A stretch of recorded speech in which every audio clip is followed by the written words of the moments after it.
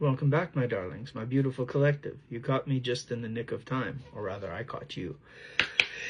Angels, ancestors, guides, beings of light, ascended masters. Almost didn't, though.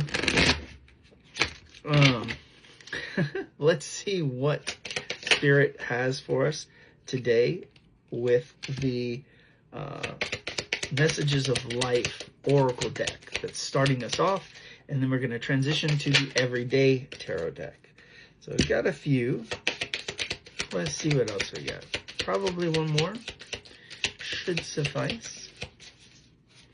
Okay, there we go. All right. Of course, that would rear its head too. You'll see. Okay, first it says, return to the inner temple. Today, I rediscover my inner self in sacred silence. This is the inner temple in which I am able to calmly study the lessons life has provided me. Here, I regain my sense of tranquility. I retrieve my trust in the universe. Bathed in the light of my inner temple, I now remember the value of each and every step of my life. Yeah? Sorry. It doesn't like to focus for some reason. Beyond. It says, today I lift my consciousness above all worldly illusions. I remember the power I have in every situation. I always have a choice in how I respond. Today, I choose to turn my thoughts towards God by focusing my awareness beyond the illusions of the material world. I experience simplicity and peace. There we go. Sorry. Still fuzzy. Inner power. Today, I choose to see myself as significant. I acknowledge my true strength. I remain steadfast in the face of adversity. If I stumble, I pick myself up knowing that I am filled with power of the universe. I accept and appreciate myself in every way. I contain the most precious treasures of this world within me. The universe shines through me. Yeah. And lastly, the energy at the bottom of the deck. This one says self-love. That's the one I said. Of course, it reared its head. Today, I love myself fully. I accept myself exactly as I am. I'm able to recognize my own divinity and to appreciate the purity of my soul. I take the time to care for myself. I enjoy myself. I nourish myself. I am kind to myself. I am grateful for who I am. Let's really dig into that too, because that is definitely part of our path. As divine feminines, we have to love ourselves, especially if we're going to be waiting for these divine masculines. This class of divine masculines, I hate to say it, not really poking fun, but maybe they have remedial lessons that they have to learn, or they're just, I don't know, very stubborn. Well, if we're still holding on, I guess we're a match, aren't we? We're definitely going to give them a run for their money in the stubborn department. So, I have a feeling that when they finally do come in, it's going to be a situation of, Lucy, you got some splaining to do. Let's take a look at the Everyday Tarot deck. Let's see what messages Spirit has for us there. All right, Spirit. Let's see what you got. What do we need to know about today's energy? Our starting point, of course it is, the Five of Pentacles. A test of faith. You know, just once I'd like to get an exam back saying that we passed, right? A graded test. Temperance, patience, alignment, also Sagittarius energy. Things are alchemizing. We also have the 10 of Swords, the 9 of Cups, and the Page of Wands. Let's start with the 10 of Swords. Something is coming to completion. This is the end of pain. This is surrender. This is letting go. This is release. In this release, I feel like 9 of Cups. That thing that we really want very badly, that wish fulfillment. Page of Wands, it's in view. You can see it. There are going to be signs that what it is that you desire, this will be a way for you to either find out how to get it, or you could see it coming. Ace of Cups, a brand new start when it comes to love. So there is new love on the horizon. Or maybe for those of us who have still the same person, it's new energy that's supportive of love. Also healing. Not without its anxiety and worry, though, with the Nine of Swords. There can be this anxiety, this worry. The Eight of Cups. I feel like the anxiety and the worry comes in because as part of this test of faith, you have had to leave something behind.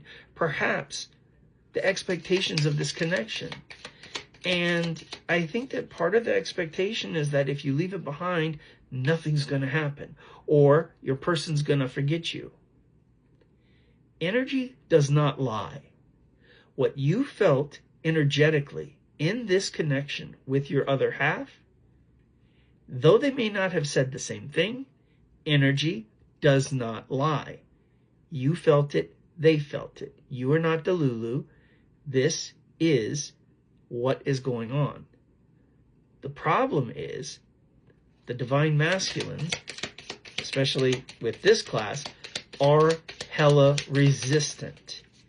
And they would much rather lie to themselves and also lie to you, because we are mirrors, right?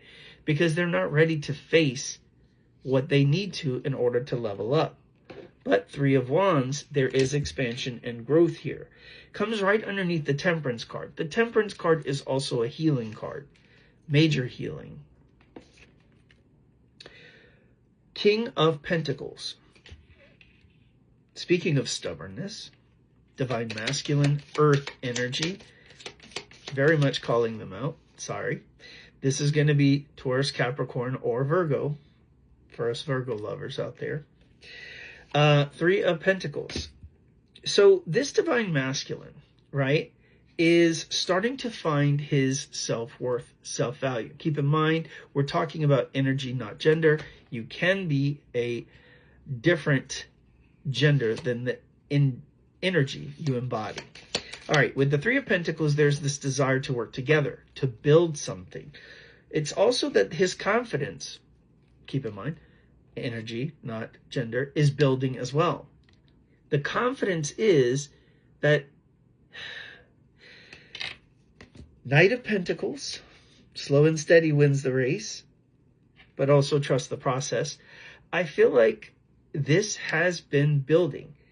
And the Queen of Wands, a feminine energy, divine feminine, so this could be a fire sign, Leo, Sagittarius, or Aries. Doesn't have to be, can be sun, moon, or rising, right? Or just a feminine energy that they have a lot of desire for.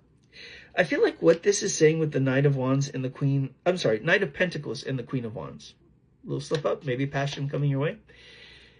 They always knew they were going to end up with you. They knew from the get-go. They didn't know how they knew, but on some deep level, they knew. But now, Queen of Swords, I feel like what they've done is, yes, they're really attracted to you. They put you in your Queen of Swords energy. The bullshit that you've had to put up with for so long, the wishy-washy attitude, this devil may care, this dragging their feet, this kicking and screaming against spirit, you know, because of the hurt, because of the trauma, because of these past heartaches that they've had in love. With the Nine of Wands, this speaks of a lot of trauma. They have a lot of desire. They have a lot of passion. But now they still hold that wand in front of them because they're afraid to be vulnerable. They've been hurt every time before. But so has the Queen of Swords. So has the Divine Feminine. I mean, she's got a sword for a reason now. She doesn't put up with bullshit, right? The Hierophant. The Hierophant says that this connection is being guided and brought back together by spirit. There is this energy of going to the next level, of leveling up. There is a union about to take place here. And Knight of Swords, truth, clarity, action. I feel like even the divine is getting involved now and saying, you know what? This is ridiculous. It's time for you to make moves, buddy. And Seven of Swords. Seven of Swords can be a mask that someone was wearing. It can be trickery. It can be things that are happening behind the scenes or behind the veil, as it were. But Queen of Pentacles. I feel like they're starting to realize in their, as they review their actions, right? I look at it this way. With that Seven of Swords, I feel like they're thinking back over the strategy that they had. The reason why I say that is because look at the image on the card. He's looking back, but he's looking back at the Queen of Pentacles, right? He thought by closing off his heart that he was saving himself from pain.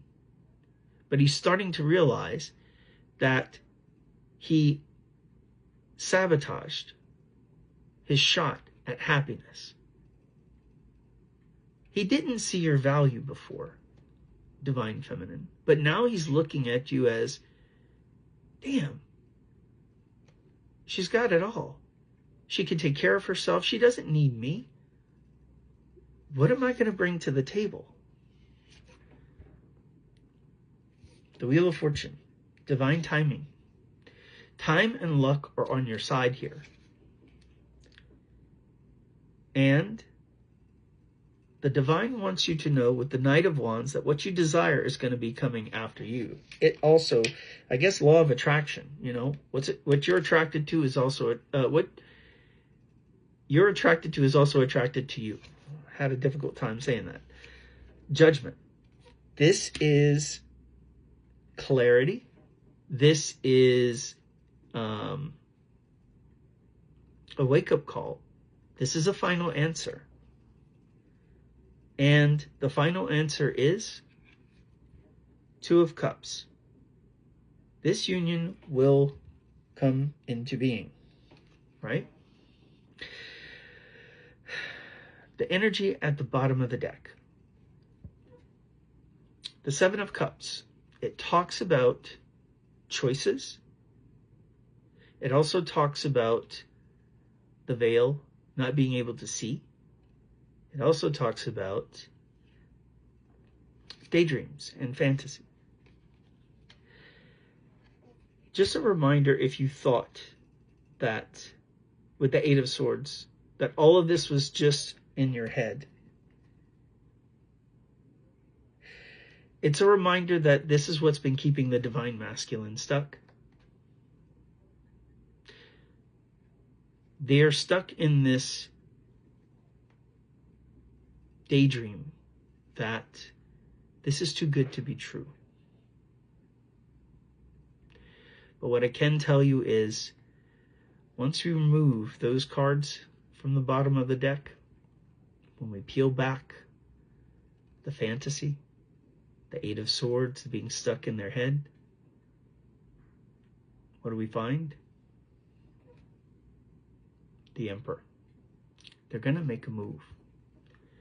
They're just working up the courage to do it. Until then, the rest of the Divine Feminines and I will be waiting. Peace, love, and light.